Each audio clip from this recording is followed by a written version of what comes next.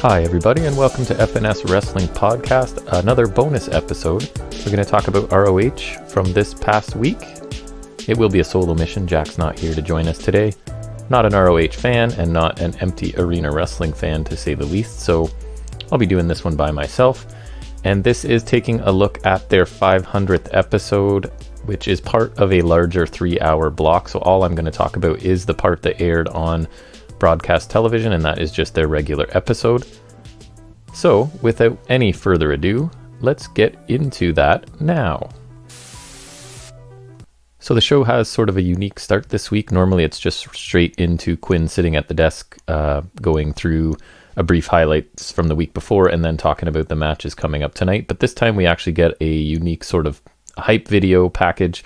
Pretty well done. It's going over sort of the evolution of Ring of Honor in general, and then more specifically focusing on they're celebrating their 500th episode with this episode.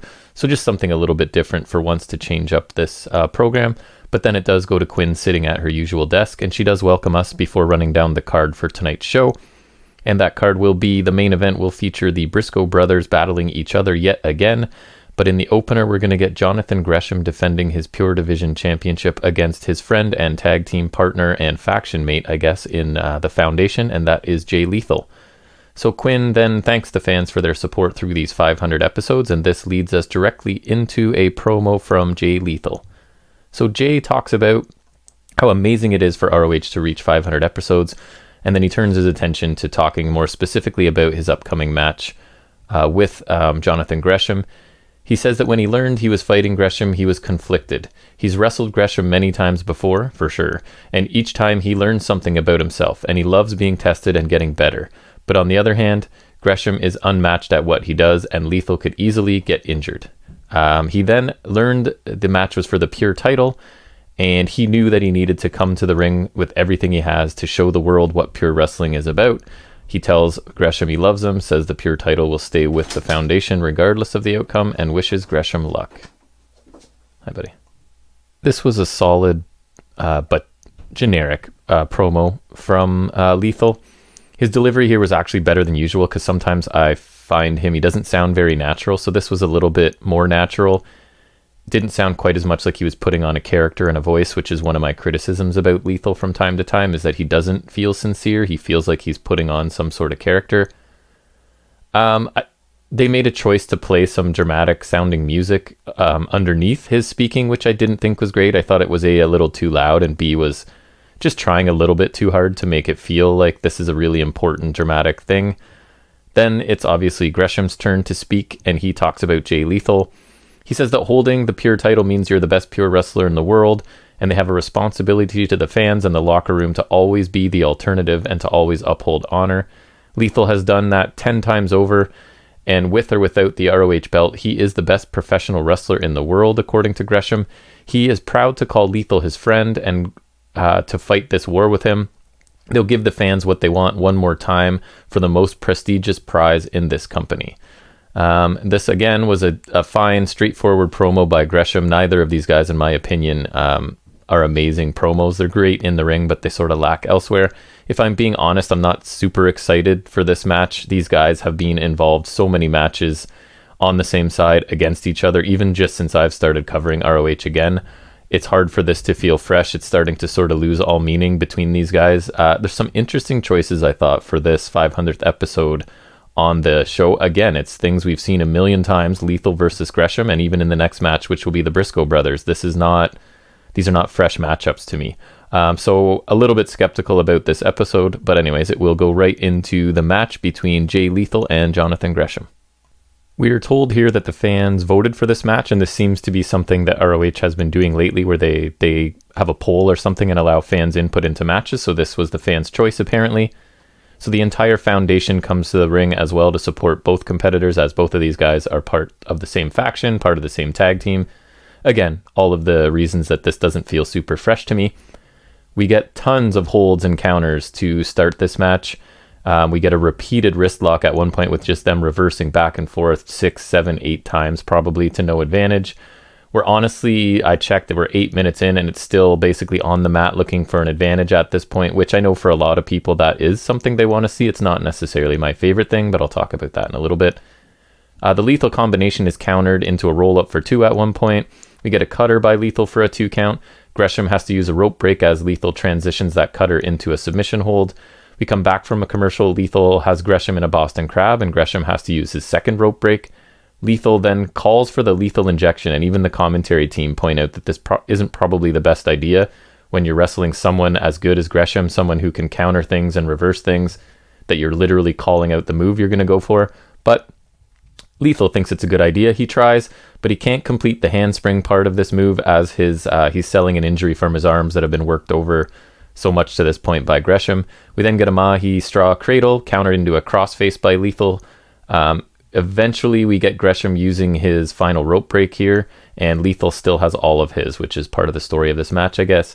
We get a bit more grappling before Gresham delivers a head scissors pinfall, which I'm not sure if I've seen before, so that's kind of cool, but he wins out of nowhere with this pinfall in just under 17 minutes. The commentary team do point out here that there were no strikes in this match, and that Gresham has won each of his pure matches with a different move, which is sort of like Jack and I have talked about Walter, right? He's got several moves that he's finished matches with. So I do like that little detail about Gresham, that he kind of, you never know what he's going to win a match with, which is a pretty cool idea. If I'm being honest regarding this match, most of this wasn't really exciting for me. I want to like the pure style, and I was into the tournament, but now it's, for me personally, there's a lot of grappling, a lot of counters, a lot of stuff on the mat, which I'm fine with to start a match, as long as that match is going to progress and build to what I would consider more professional wrestling at some point, where we get moves with impact and things, rather than just sort of an amateur wrestling style or a really technical style. So this went honestly about 10 minutes with only, I think I noted, a hip toss and a drop kick as quote what I would consider like professional wrestling moves, with the rest being holds and counters. I guess pure wrestling fans and fans of like MMA who sort of duck into wrestling will enjoy this technical display, because they probably understand it more than I do and are really picking up all the nuance. But for me, after about 3 minutes of this, I'm ready for the pace to pick up and the impact to start to increase as well.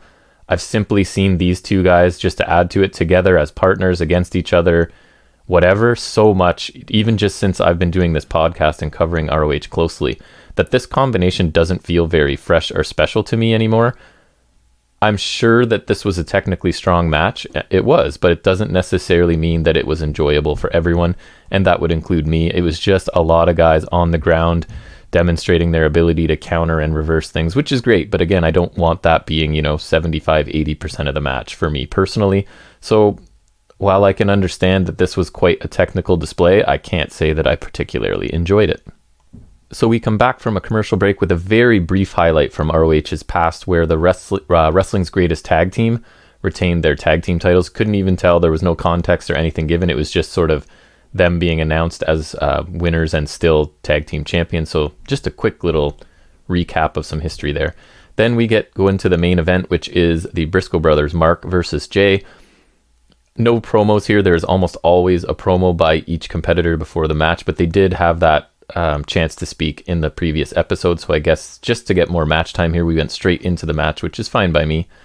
And no offense to the Briscoes, but is this the best main event possible, is what I'm asking for your company's 500th episode.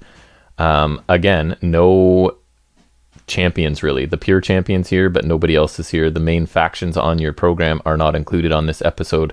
Some interesting choices. So for their main event of the 500th episode, they have decided to go with the Briscoe brothers facing each other.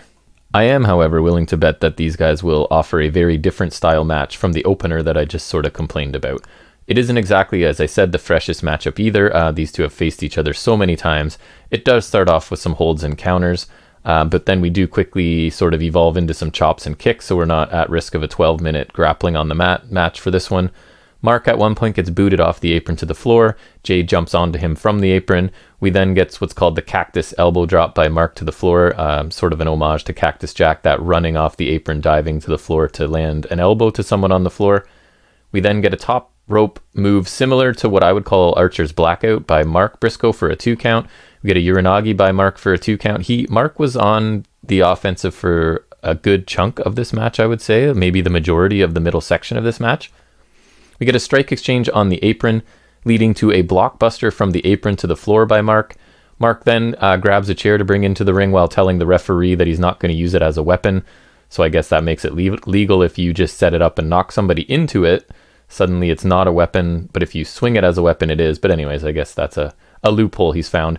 We get a Spicoli driver on a chair by Jay. So Mark brings the chair in, sets it up, but ends up being the one to be hit with it, as he is. It's like basically a Death Valley driver onto the chair, followed by a neck breaker from Jay for a 2 count as we head into commercial. It's actually a nice combination by Jay there. We come back to a slap exchange and a Jay driller attempted by Jay but escaped by Mark into a a Death Valley driver. Mark goes up top and hits his froggy bow, which has kind of been his finisher, for a 2 count. The Jay driller by Jay for a near fall now, as commentary team goes nuts because the Jay driller is usually something that's going to pin somebody. It is a cool move. Josh Alexander started using it on Impact Wrestling, and I'm a big fan. It's basically a double underhook pile driver, I guess, kind of thing. And when it's executed well, it looks awesome. So then there is a second J driller by Mark, and Mark rolls to the floor because there's no way you're kicking out a 2 J driller. So just obviously his ring awareness and experience thing kind of coming into play there as he rolls to the floor after a second J driller. Jay then gets a table ready at ringside before delivering a boot to his brother. Mark ends up sort of flapjacking Jay onto the barricade, and then he takes control of the table and he moves it into position where he wants it.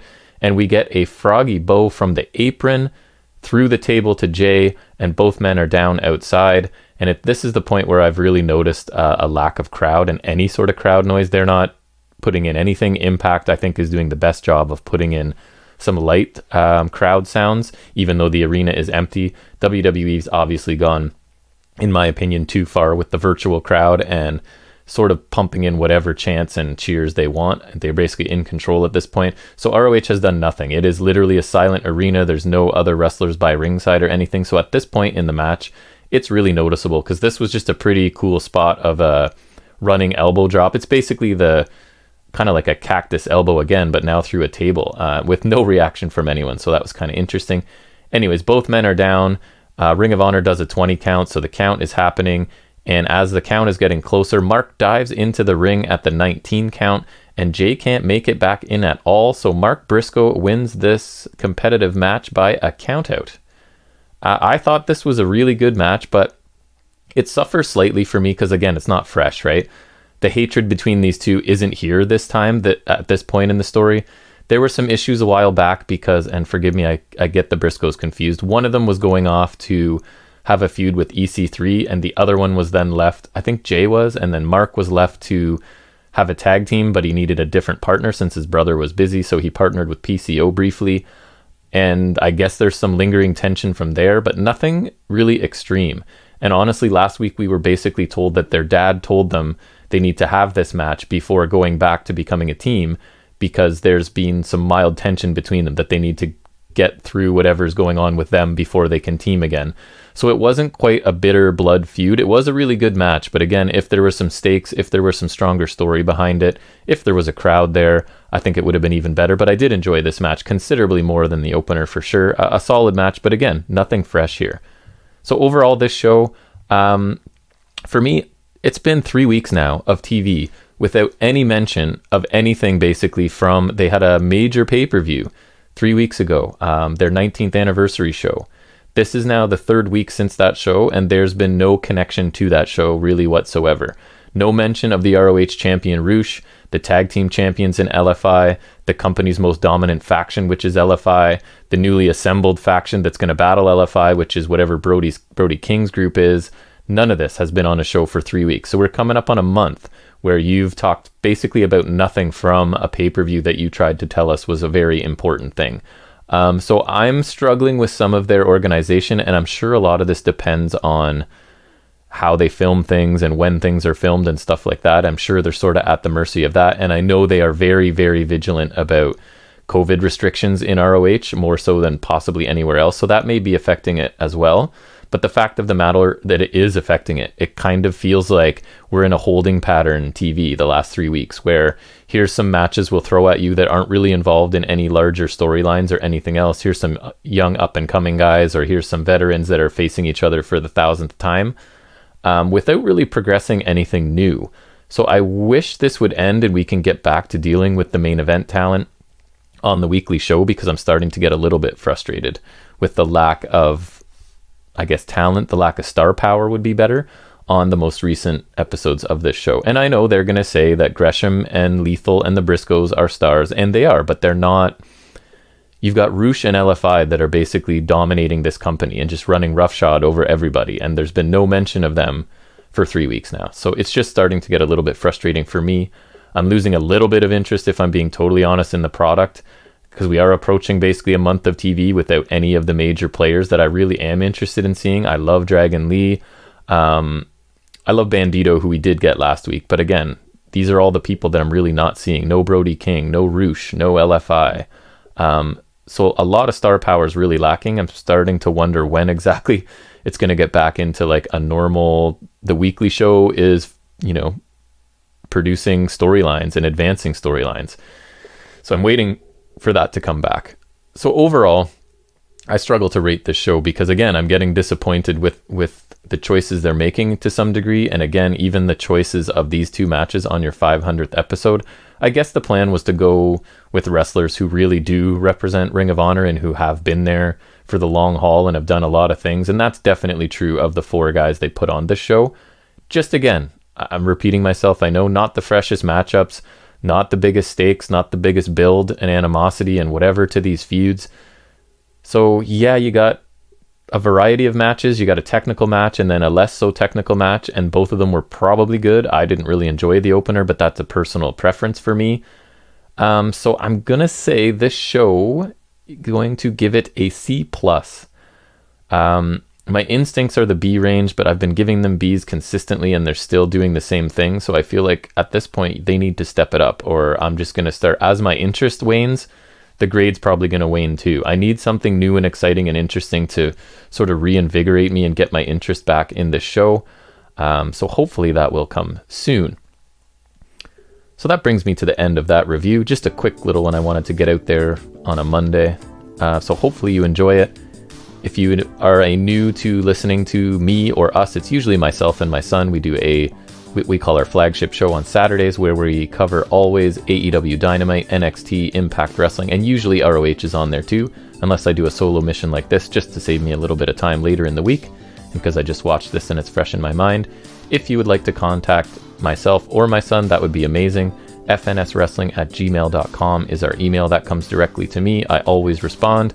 I try and respond quickly. You can also reach us on Instagram at FNS_wrestling_podcast. That one will go to my teenage son, who generally co-hosts with me, but he'll show me anything that comes through.